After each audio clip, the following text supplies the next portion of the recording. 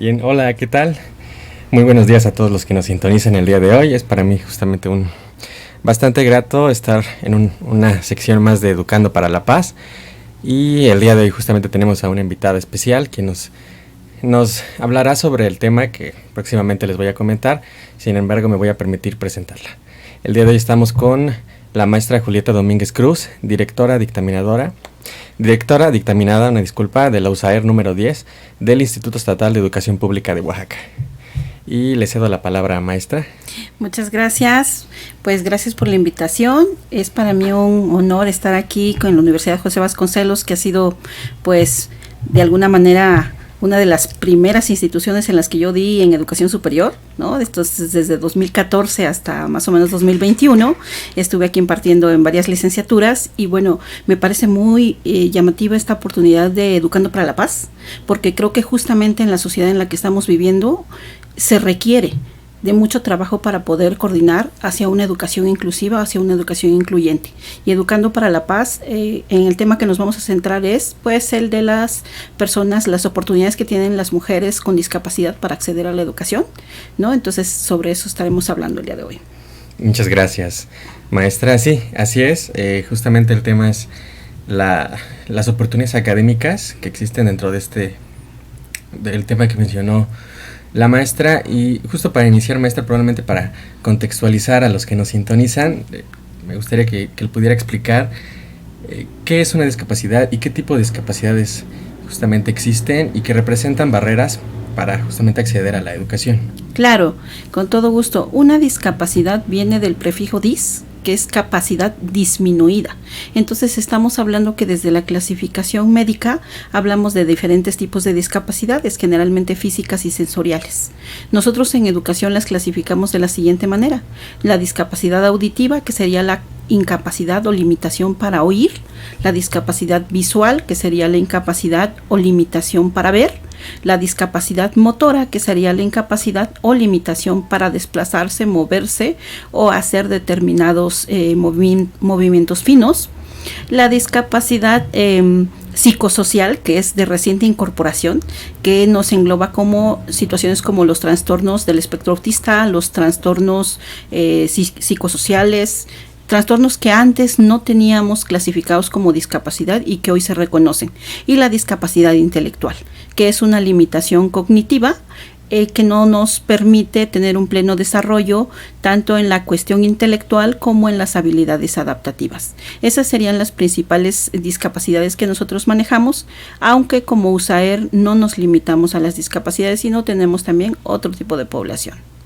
¿Cuál es ese otro tipo de población, maestra? También atendemos a alumnos que presentan dificultades severas de aprendizaje, dificultades severas de lenguaje y dificultades severas de conducta, así como también a alumnado con aptitudes sobresalientes, es decir, alumnado cuyo desempeño cognitivo, intelectual, creativo, artístico o psicomotriz está por sobre la media. ¿Qué quiere decir? Que son niños que podrían llegar a ser figuras destacadas en estos ámbitos que he mencionado, pero que si no tienen el acompañamiento pueden incluso convertirse en un alumno que presente dificultades severas de conducta al no estar recibiendo este acompañamiento que le permita pues maximizar su talento. Bien, entiendo, maestra. De hecho fue bastante clara y concisa en ese sentido. También, por ejemplo, ya considerando justamente el tipo de discapacidades que existen y también el tipo de población que la USAER también tiene como fin apoyar, y qué tipo de estrategias justamente a través de la USAER se han implementado en el tema educativo para justamente superar estas barreras que tienen aquellos que en el tema ya sea académico, social e incluso en su ámbito personal pueda desarrollarse. Claro, quisiera contextualizar acá. Las USAERs están en toda la ciudad, ¿no? Y en todo el país, aunque en algunos estados han cambiado su nombre a UDEI. Pero bueno, en el estado de Oaxaca seguimos siendo USAER. Acá una de las estrategias que tenemos en Oaxaca específicamente es el turno vespertino, que no en todos los estados se da. Entonces solo somos, en mi zona escolar, que es la zona 01 de educación especial, solo somos 2 USAER con turno vespertino. ¿Y por qué lo considero estrategia cuando es una modalidad del sistema educativo? Lo considero estrategia porque es en el turno vespertino donde hay mayor vulnerabilidad. Los niños que por alguna razón no pueden acceder al turno matutino, puede ser por cuestiones económicas. En los turnos matutinos se les exige que tengan uniforme de gala, uniforme de diario, uniforme deportivo. Es decir, la compra de 3 uniformes a veces no es posible para una familia de escasos recursos. En el turno vespertino no se les exige ningún uniforme. Entonces, pues a veces las cuotas de inscripción de un turno matutino pueden ir hasta los 2,000 pesos, que le llamamos cuota voluntaria, pero no es voluntaria. A final de cuentas los padres saben que es obligatoria. En los turnos vespertinos estas cuotas son de 80 pesos, de 100 pesos, 150 pesos. Entonces, como vemos, es una diferencia abismal. Muchos alumnos, si no existiera el turno vespertino, no podrían acceder a la escuela. Ahí es la primera estrategia. Les abrimos la puerta a todos aquellos que no han podido acceder a un turno matutino. Esa sería la primera. La segunda, nuestras escuelas están ubicadas en el contexto más marginal, en el cinturón de pobreza de Oaxaca de Juárez. Tenemos 5 primarias y acabamos de incorporar una secundaria, que justamente es lo que le estamos dando difusión ahorita. Afortunadamente, la escuela Moisés Sáenz Garza, aquí en El Llano, nos abrió las puertas este ciclo. Iniciamos la atención en secundaria. Súper estrategia porque teníamos primaria y ya desde hace varios años en San Antonio de la Cal, el CECATI tiene el bachillerato para personas con discapacidad, pero teníamos el gran hueco de secundaria, o sea, los egresamos de primaria y luego que hagan su secundaria como pues abierta o en algún lugar que encuentren. Era como una lucha muy personal de los alumnos con discapacidad para luego poder ingresar al bachillerato. Teníamos esa gran brecha y los dejábamos a su suerte, ¿no? No porque quisiéramos, sino porque no teníamos esta oportunidad. Ahora que tenemos a la secundaria Moisés Sáenz, pues este es nuestro primer ciclo. Estamos trabajando, acostumbrándonos, ellos también. Sí. Y el siguiente ciclo ya tenemos, afortunadamente, en preinscripción. Yo creo que tenemos como 20 alumnos con discapacidad que nos van a ingresar y que ellos pues van a tener la oportunidad de ser como esta primera generación completa de secundaria con USAER. Entonces, esa es una de nuestras grandes logros. Tenemos muchos retos, por supuesto. Habrá quien diga, bueno, pero les falta personal, nos faltan muchas cosas. Pero ya logramos lo primero, que es el acceso. La primera condición para la equidad es el acceso. Y ya la tenemos. Sí, justo. Y por ejemplo, en el tema de los docentes, hay programas específicos, es decir, los capacitan justamente para atender las necesidades específicas también de aquellos alumnos con discapacidades que están por incorporarse tanto a nivel primaria como secundaria. Sí, de hecho, bueno, el docente de USAER generalmente es egresado de la normal de especialización.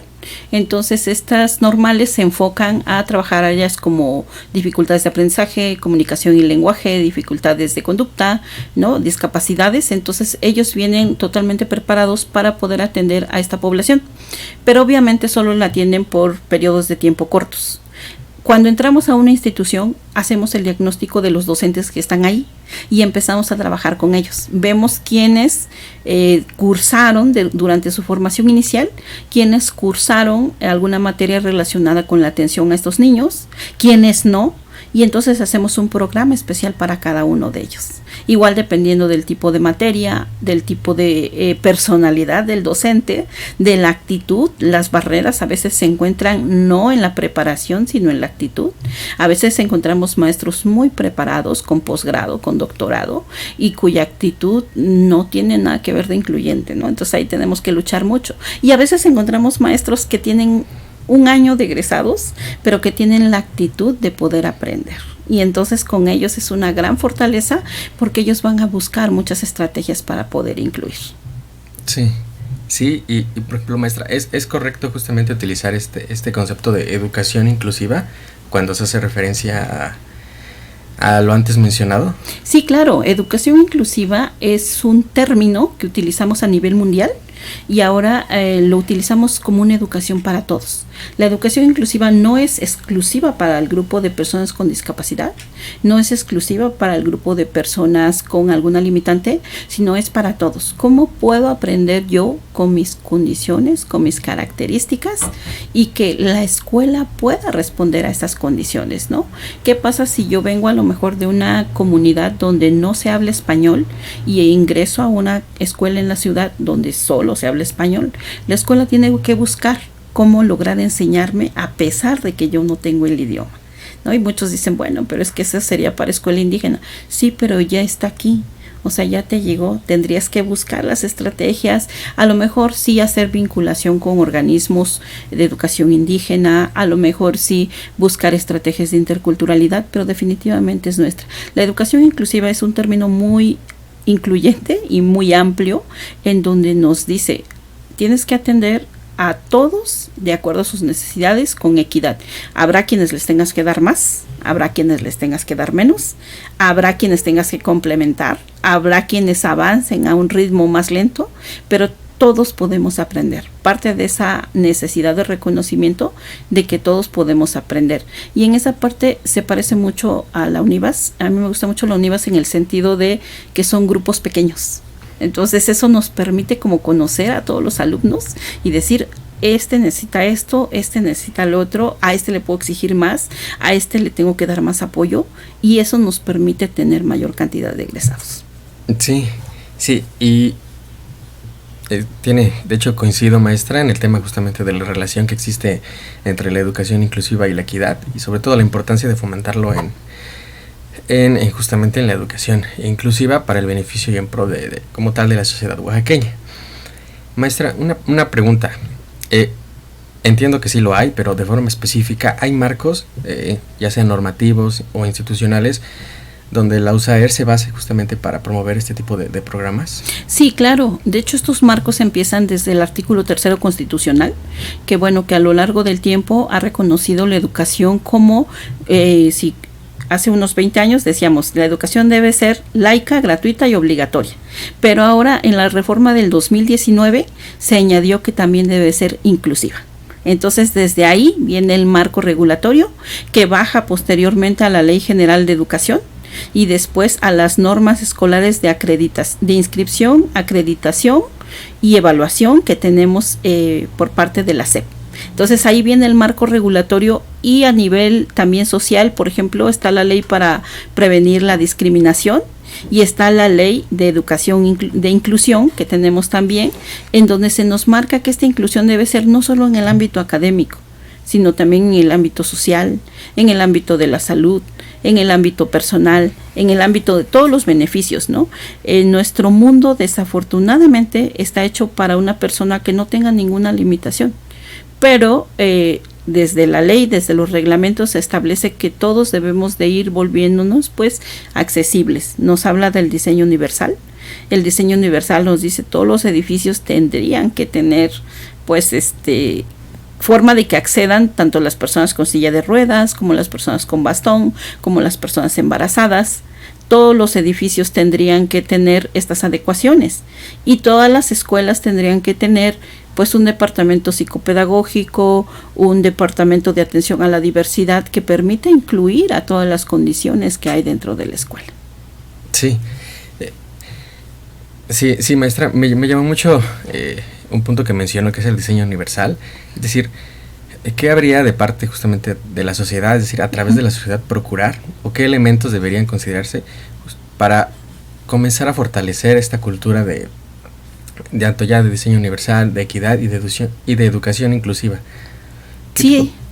Sí, justo, reiterar qué tipo de actitudes, valores, incluso en el tema de percepciones, de concientización, qué habría que hacer justamente a través de la sociedad para que procuren este fortalecimiento. Sí, yo creo que desde cada quien de nuestro papel podemos hacer un montón de cosas, ¿no? Entonces, por ejemplo, aquí en México sí tenemos muchas limitaciones en cuanto al diseño universal. Quizás nuestra orografía contribuya, ¿no? Porque somos como pues subidas y bajadas, pero realmente sí se tendría que trabajar en ello.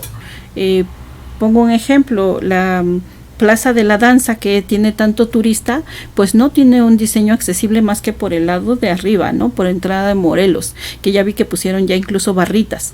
Pero lo que es, por ejemplo, el jardín de Sócrates, donde venden las nieves, pues no hay un diseño universal. Si tú no caminas bien, no puedes acceder a ese lugar. Entonces, ahí tendríamos que estar haciendo adecuaciones para poder acceder. Las rampas no deberían de ser un gasto, sino deberían de ser una inversión. La inversión en rampas, en elevadores, incluso no tirar basura en la calle. Las personas con discapacidad visual tienen mucho el problema de que ellos ven a través de su bastón, y cuando van usando el bastón, pues a veces sucede que el bastón se ensucia porque sacaron a pasear al perrito y no recogieron, ¿no? Los desechos del perrito. Entonces, pues obviamente el bastón se ensucia y ya no es útil, es incómodo. El tirar una basura en la calle, no sabes si una persona con discapacidad pueda resbalar o caer. Incluso en las manifestaciones tan constantes que tenemos en Oaxaca, pues muchas veces se rompen la cantera para utilizarla como piedras, y sucede que esas partes donde se rompen pues dificultan el tránsito a personas con movilidad reducida, no solamente con discapacidad, sino a todas las personas. Entonces tendríamos que ir cambiando esta cultura de que transite quien pueda, porque todos tenemos el derecho a transitar. En países europeos se procura mucho esto, ¿no? En la Ciudad de México el metro todavía tiene muchas limitaciones, tiene como que un solo elevador y lo tienes que buscar por toda la estación. En otros países como España, pues tú sales y encuentras muchos elevadores, entonces no notas a las personas con discapacidad, no porque no existan, sino porque pues justamente están los medios para que puedan desplazarse de manera autónoma. Sí, justo las condiciones no lo permiten. Es decir, sí, y sobre todo me llama la atención, maestra, porque justamente lo que menciona, concebir a la ciudad como una unidad, no es decir, no una unidad específica, sino una unidad que engloba un todo, ¿no? Y en ese todo están justamente las personas con discapacidad, con limitantes y otro tipo de poblaciones que mencionó hace un momento.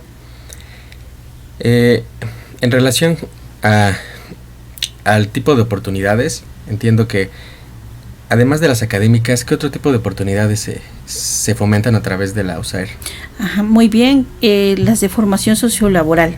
¿Qué nos pasa mucho que decimos una persona con discapacidad tiene que ser autónoma?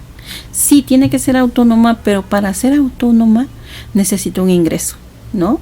Y entonces decimos, bueno, no basta con que tenga a lo mejor un certificado de bachillerato o incluso no un certificado de carrera, si después no va a haber una empresa que desee contratar a esta persona con discapacidad y que desee hacer las adecuaciones para que pueda desempeñar su trabajo de manera autónoma.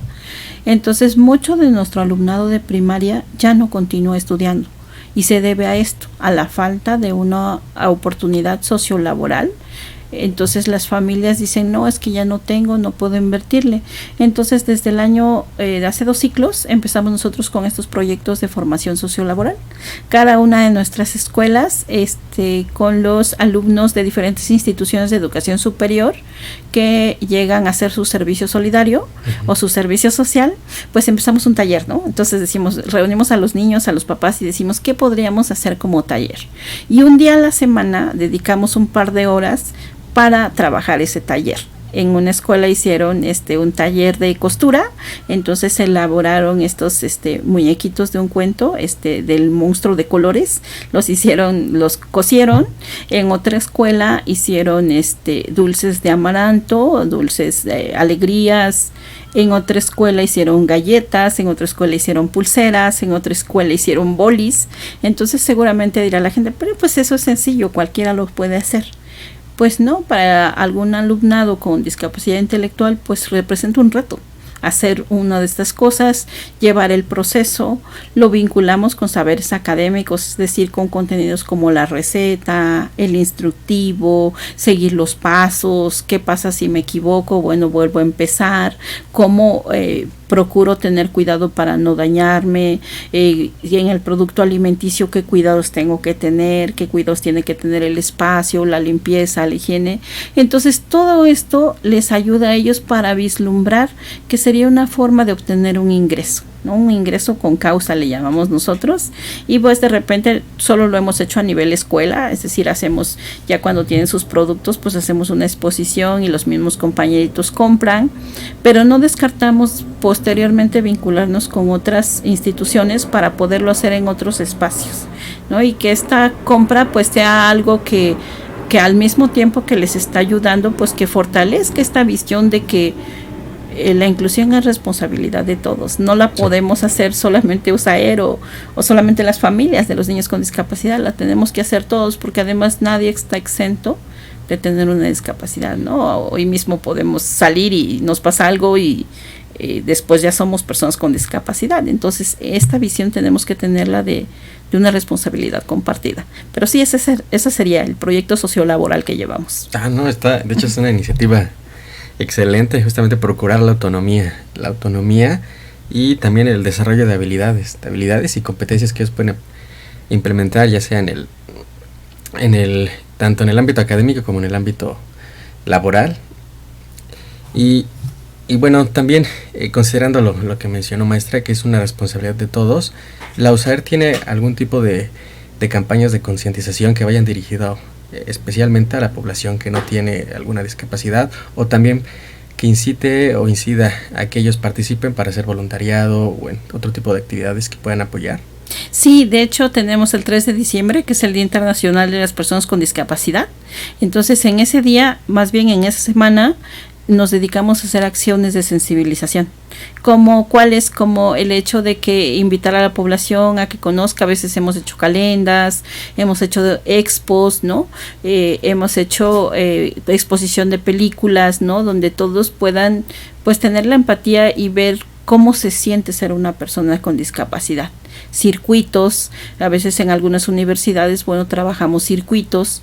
Invitamos también a los jóvenes que quieran hacer su servicio social o prácticas profesionales con nosotros, porque el trabajar directamente con alumnado con discapacidad pues te sensibiliza mucho de las necesidades, ¿no?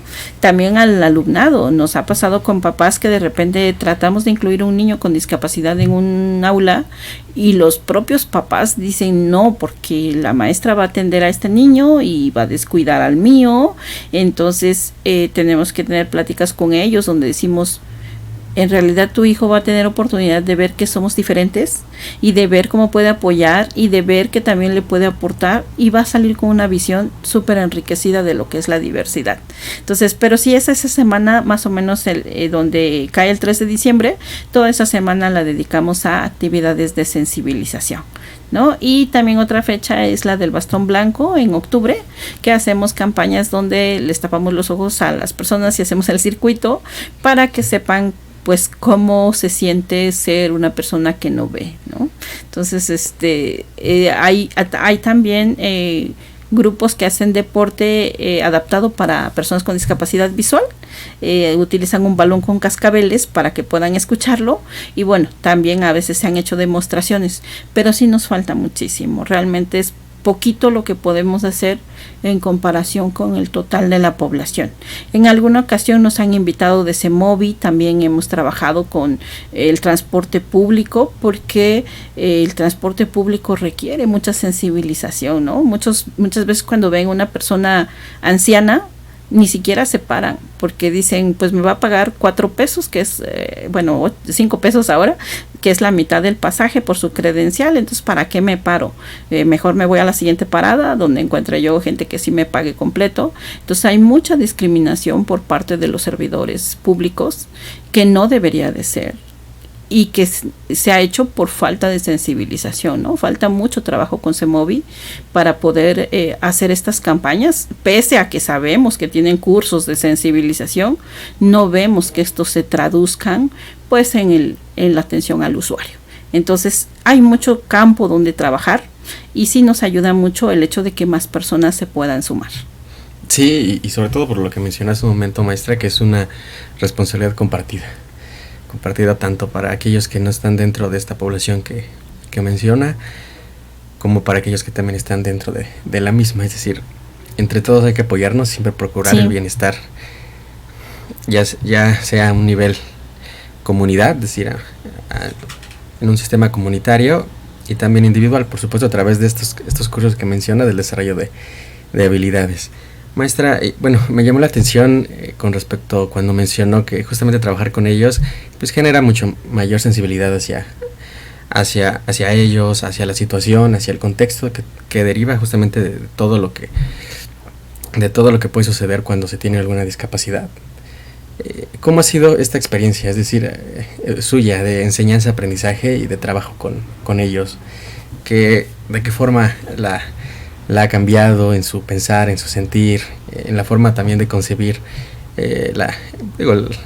su vida, la percepción de vida del mundo, de la sociedad como tal de Oaxaca, y que probablemente lo ha visto también a un panorama mucho mayor, que es a nivel mundial, por ejemplo, esos análisis que seguramente hacen ustedes? ¿Cómo lo ha sentido usted o lo ha percibido? Sí, mira, pues te cuento que yo no inicié como maestra de educación especial, yo inicié como maestra de primaria. Y entonces, estando en primaria, pues tenía un alumno que no entraba a clases, salía, no aprendía, le costaba mucho, y que yo implementé estrategias hasta cierto punto coercitivas, que son como que lo que tenemos los maestros, ¿no? Si no trabajas, no vas a salir, y si no le echas ganas, vas a reprobar, y cosas así, porque, te estoy hablando de hace 30 años más o menos.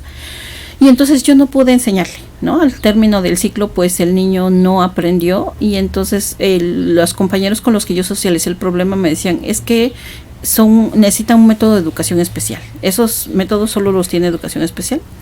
Y entonces me empiezo a acercar a educación especial, y surge la oportunidad de cambiarme de nivel, de irme a educación especial, y empiezo a aprender desde cero, ¿no? Empiezo diplomados, cursos, maestrías, para poder hacer este proceso de inclusión. Sí me cambió la visión, porque en realidad los métodos que se utilizan son muy parecidos a la didáctica general, con algunas especificaciones. Es decir, si los pudiéramos socializar con los maestros, no necesitarían hacer una especialidad para tenerlos. O sea, son bastante básicos, y muchos se basan en el sentido común. Entonces decía, ¿por qué no nos comparten esto, no? Que es como muy resguardado a cierto ámbito, y muchos niños desertan porque no todas las escuelas tienen educación especial. En el ámbito rural, rara es la escuela con educación especial. Solo educación especial cubre lo que es la ciudad de Oaxaca, las ciudades más grandes del estado, y todos los demás, pues sobreviven como pueden, ¿no? Entonces, me ha cambiado mucho la visión. Justamente yo fui a España para poder aprender. Ellos son pioneros en inclusión, y había que ver por qué, ¿no? Entonces yo decía, bueno, ¿por qué? También fui a Cuba, tuve la oportunidad de ir a Cuba. Estuve en Cuba 2 semanas, en España estuve 3 meses, y te da la oportunidad de poder comparar, ¿no? Entonces, sí, contrastar. Sí. Algo que me llamó mucho la atención de España fue que son muy fríos, ¿no? O sea, el shock cultural sí fue fuerte también, pero sí, ellos mucho dicen, es lo que hay. Aquí cuando nos quejamos, decimos, es que no hay esto, no hay aquello, no tenemos el apoyo, y somos muy dados en México a quejarnos de lo que no hay. Y ahí te dicen, pues es lo que hay, ¿no? O sea, con esto tenemos que trabajar. Entonces, cuando una persona empieza a hacer esta autocompasión de por qué tengo yo esta discapacidad, por qué quedé así, por qué yo y no otra persona, ellos dicen, es lo que hay. Y esto nos ayuda mucho a trabajar hacia la aceptación, ¿no? Trabajamos hacia la aceptación de, por lo que haya sido, ya tengo la discapacidad, por lo que haya sido, mi hijo nació con esta condición, ¿qué tengo que hacer para que pueda tener las mejores condiciones de vida? Entonces, esa parte me gustó mucho, porque no perdemos tanto tiempo en la conmiseración y nos vamos hacia ¿qué puedo hacer? Siempre hay oportunidades. Los papás son una fortaleza indescriptible, los directores, gente del ámbito civil que a veces no tiene nada que ver, de repente me llaman y me dicen, ¿sabes qué? Yo te quiero donar resistoles, yo tengo hojas, ¿no? O quieres crayolas, para el Día del Niño te mando lapiceras. Entonces, esta parte de la solidaridad del oaxaqueño hay que resaltarla, pues, ¿no? Entonces me decía alguien, yo te mando cajas de fricos, ¿no? Yo no te puedo ayudar en otra cosa, pero hubo quien me dijo, yo te mando un carrito de elotes, ¿no? Entonces esta parte es muy padre, porque dice uno, no tenemos mucho, pero lo que tenemos siempre estamos como dispuestos a ayudar. Nos ayuda mucho que se acerquen, que difundan que existe la USAER, que difundan que está en tales escuelas. Siempre tenemos un vecinito que no estudia, un primo, un amigo que no lo mandan a la escuela, que procuremos que esos niños vayan a la escuela, ¿no? Decirles, ¿sabes qué? Hoy en el radio que hay un USAER y que lo pueden recibir, pueden llegar incluso a mitad de ciclo, a final de ciclo. Nosotros lo recibimos en todo momento, porque lo que nos interesa es que los niños estudien, que tengan las mejores condiciones, que puedan acceder a un nivel de vida digna que les permita pues ser autónomos y no vivir de un enfoque de caridad, sino vivir de un enfoque autónomo, de un enfoque digno. Sí, sí. De hecho, me llama la atención, maestra, entonces sí estuvo en varias partes del mundo. Sí, sí, sí, sí. Sí. Y justamente este contraste cultural, tanto en el tema de inclusión, ya sea en Cuba o en España, donde estuvo, y preguntarle, maestra, ¿usted cómo ha visto la evolución de este concepto desde justamente que comenzó a impartir ese tipo de enseñanza, bueno, en el sistema de educación especial, de inclusión? Es decir, ¿cómo ha evolucionado? ¿Cree que ha habido grandes avances en el tema de sensibilización, de concientización de parte tanto de la población en general como de aquellos que tienen alguna discapacidad, en donde ellos tengan la certeza de que tienen ese derecho también a la inclusión y sobre todo la educación? Creo que ha avanzado poco, ha avanzado más en términos de discurso, ¿no? En términos de discurso sí estamos alineados a pues este movimiento de educación para todos que tiene la ONU. Ahí sí estamos alineados todos, ¿no? Ya decimos, ya todos hablamos en esta sintonía. Sin embargo, en las prácticas ha avanzado poco. Muchas personas con discapacidad no saben a qué tienen derecho, ¿no? Y no saben que pueden buscar este tipo de apoyos, o el camino es muy tortuoso. Para obtener una credencial del DIF, es súper tortuoso. Para poder obtener un apoyo, por ejemplo, en el Citibus, ¿no? Estas credenciales para poder acceder de manera gratuita. En general, todos los apoyos vienen siendo muy tortuosos. En vez de facilitar, pues hay que recorrer un camino burocrático importante que a veces nos limita. Sí hay muchas limitantes, muchos papás, justamente lo de la secundaria, muchos papás se nos acercaban al término de sexto y nos decían, ¿qué voy a hacer con mi niña o mi niño? ¿Cuál es la opción? Y muchas veces los derivábamos al CAMP, que es también de educación especial, pero que es para discapacidad severa o múltiple. ¿Qué pasa en los camps? Pues que no siempre tienen esta opción de secundaria, pues, ¿no?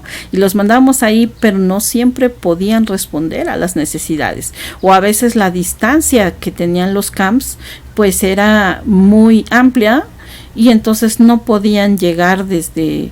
Nosotros tenemos escuelas en Santa Rosa, Panzacola, en San Martín, Mexicapan, en una que tenemos anexa al Creno, la que tenemos en Jardín Madero y la que tenemos en San Martín tenemos dos, por eso. Entonces no podían llegar desde donde estaban hasta los camps. Ahorita con la Moisés Sáenz se nos abre una gran oportunidad porque pues el Citibus pasa la vuelta. Y el Citibus tiene este programa de que las personas con discapacidad viajen gratis. Entonces, aunque vengan de Viguera, por ejemplo, sí, pueden hacer el tránsito de 2 Citibus y ya nada más pagan pues el pasaje de la mamá o del papá, pero el niño pues viaja gratis, claro, con el trámite de la credencial y todo eso, ¿no?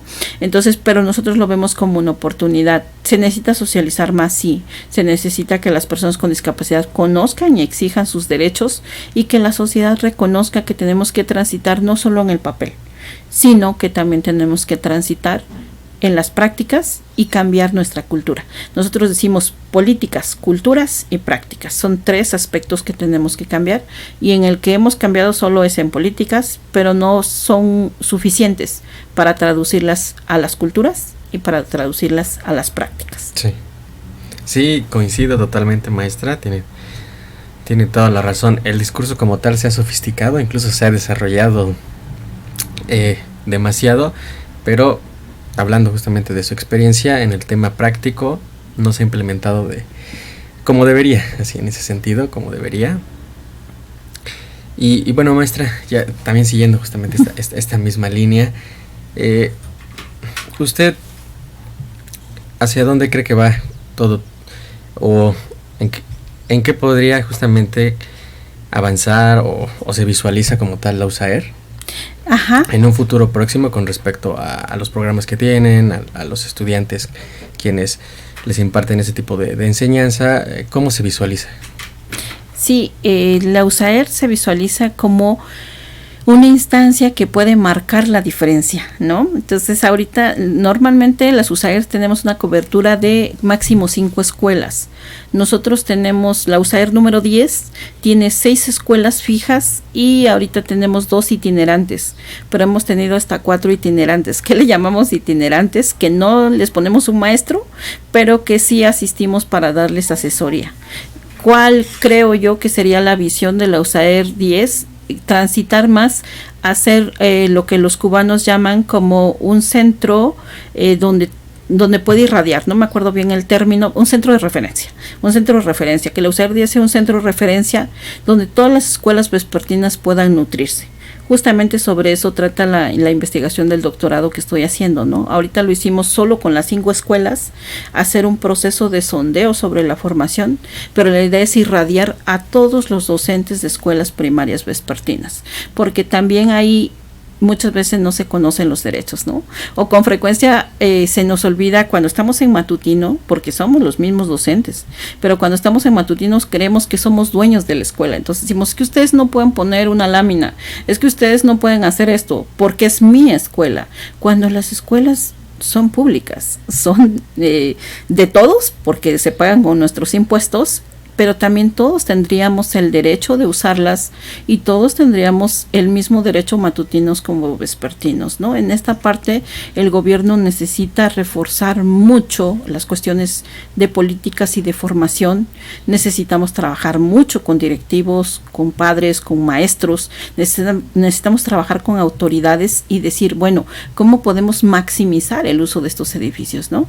La USAER eso aspira, ser centro de referencia, que tengamos ahorita una secundaria, pero que quizás el día de mañana podamos tener 2, que podamos tener un preescolar, porque también nos pasa que los niñitos que nos vienen, que no tuvieron un preescolar, decimos, ¿cómo le hacemos? Porque vienen súper desfasados en su desarrollo. Sí. Pero no tenemos preescolares vespertinos, ningún preescolar, aquí en Oaxaca no hay preescolares vespertinos. Entonces sí nos hace falta un preescolar vespertino.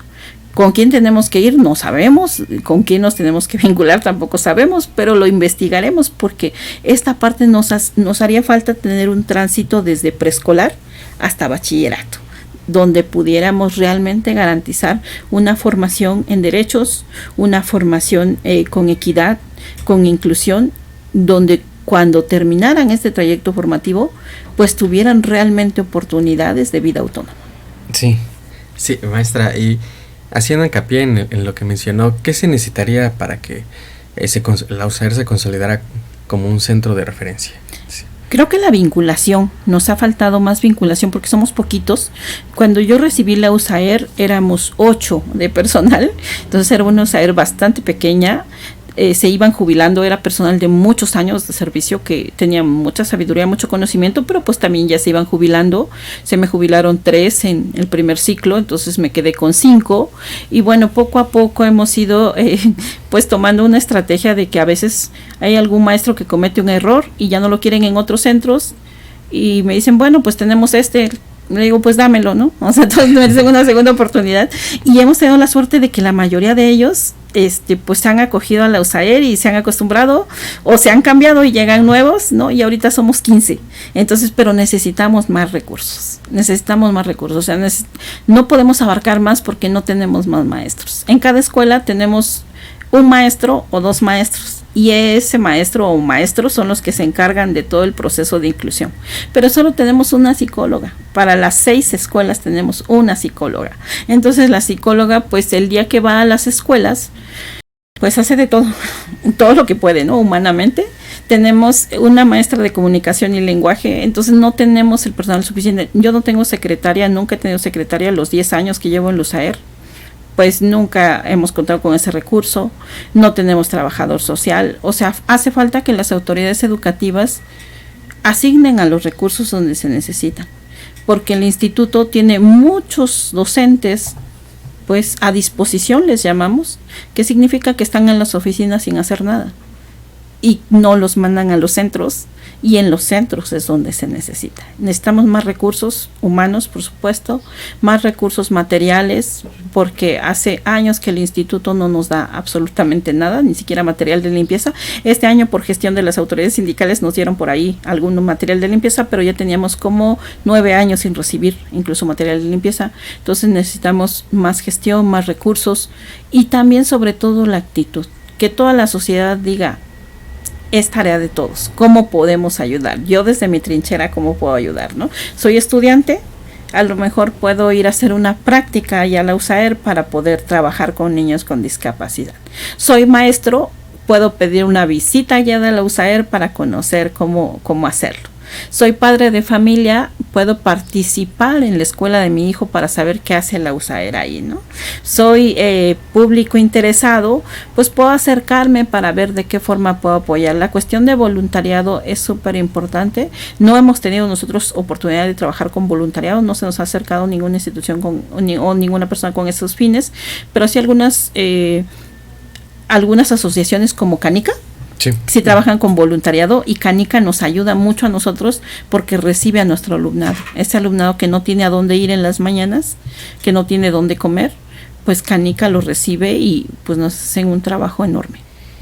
Sí, de hecho tiene toda la razón, maestra. Es necesario una intervención tanto de las autoridades como de la sociedad en general. Es decir, en el tema de las autoridades es su obligación justamente fomentar y promover todos los recursos que se requieren en apoyo a la ciudadanía, y también como sociedad ser conscientes y apoyar a través de nuestra trinchera, como menciona maestra. Me llamó la atención que mencionó acerca de un psicólogo.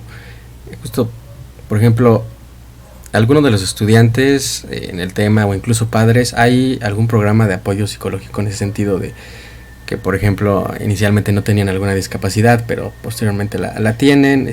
¿Los apoyan en ese sentido? Es decir, de que ellos acepten la discapacidad y que comprendan que también pueden desarrollarse de forma eficiente y autónoma a través de la misma, sin que, por decirlo así, se sientan inferiores a los demás. Sí, de hecho es un proceso de aceptación de duelo, le llamamos, ¿no? Entonces, cuando sucede la discapacidad, pues es mucho más difícil aceptarlo para quien la adquiere que para quien la tiene desde el nacimiento.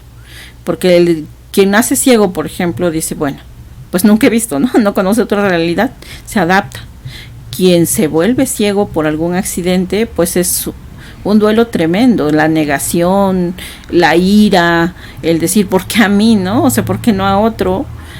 Todo este proceso, si nosotros lo trabajamos, o sea, cuando la psicóloga trabaja con el alumno con discapacidad, le dice, bueno, pues va trabajando hacia la aceptación, a que acepte que pues, por las razones que sea, esta es tu condición ahora, y tenemos que ver cómo poder transitar. Entonces sí se atiende un proceso de duelo por discapacidad, siempre enfocado hacia los saberes educativos. Sí, y esos procesos tienden a ser extensos, maestra. Sí, de hecho, bueno, la psicóloga tiene un horario, entonces ella les asigna, por ejemplo, como solo es una psicóloga, pues toma 5 casos por cada escuela, que serían como los más prioritarios, ¿no? Sí. Y ya con padres lo que trabajamos es lo que en psicología llamamos grupos de ayuda mutua, porque no nos da el tiempo. Si quisiéramos trabajar con los padres, con cada uno, pero no nos da el tiempo. Entonces ahí trabajamos grupos de ayuda mutua. Justamente estamos ahorita haciendo un proyecto editorial que esperamos presentar a fines de mayo con la Universidad Autónoma Benito Juárez de Oaxaca, que es sobre experiencias de los padres. Entonces nos va a servir para que los padres... Sabemos que desde el ámbito psicológico, cuando haces catarsis, cuando cuentas tu experiencia, el dolor va disminuyendo, vas objetivando. Entonces esa fue la idea. Vamos a presentar un pequeño escrito, no es un libro como tal, es una serie de experiencias de los padres de hijos con discapacidad, cómo han vivido el duelo, cómo lo han transitado, cómo han logrado la aceptación y qué estrategias se están utilizando, ¿no? Entonces es nuestra primera presentación, no sabemos realmente cómo va a salir, pero trabajamos eso desde la ayuda mutua. Lo que queremos es que el padre ayude a otro padre que el padre que apenas está experimentando este campo de tener un hijo con discapacidad sepa que hay otras experiencias que otros lo han superado, y así dices, bueno, si otros han podido, ¿por qué yo no? Entonces esta parte de la resiliencia, esta parte de la pues de aprender de los demás, es una parte que no podríamos dar de otra manera más que quien lo ha vivido realmente. Así es, maestra. Y de hecho aplaudo la iniciativa, maestra. Digo, por lo que veo, no solo se le da como tal apoyo académico, sino que también hay un apoyo psicológico, hay un apoyo en el tema de desarrollo y competencias laborales. Y no solo eso, sino también apoyan a todo el núcleo que acompaña a la persona con discapacidad, que en ese sentido podrían ser sus hermanos, sus padres, o dependientemente de quién sea su acompañante, su tutor. Así es. Entonces es todo un proceso que veo le dan importancia justamente y atienden a muchas áreas que al final repercuten y forman a la persona que están apoyando a través de USAER, ¿no? Entonces es todo un sistema que lo han comprendido, y de hecho también lo aplaudo a personas como usted, maestra, que lo procuran y que están pues al servicio realmente de la sociedad, siempre buscando un bienestar más grande en ese sentido. Maestras, ya estamos por concluir, y reitero nuevamente agradecerle todo lo que nos ha compartido en este momento. Creo que es de suma importancia que quienes nos sintonizan también tengamos el conocimiento de que existen las dependencias que apoyan a las personas con discapacidad, y como lo mencioné, no solo en el ámbito educativo o académico, sino en otras áreas de su vida.